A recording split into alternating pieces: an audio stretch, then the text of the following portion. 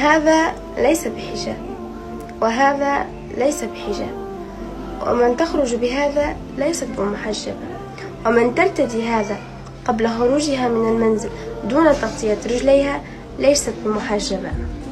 الحجاب الشرعي له شروط، وهذه الشروط استنبطت من القرآن الكريم والسنة النبوية الصحيحة.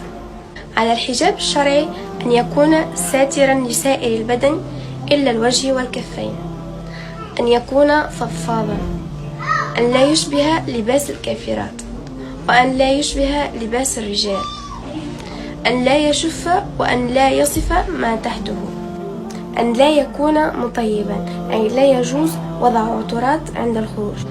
فالرسول صلى الله عليه وسلم قال: أيما امرأة استعطرت فمرت على قوم ليجدوا ريحها فهي زانية، وكل عين زانية. إذن عزيزتي، إذ حجابك تنطبق عليه هذه الشروط فمبارك لك وثبتك الله عليه، وإن لم يكن كذلك فابدأ الآن بإصلاحه وارض الله عنك.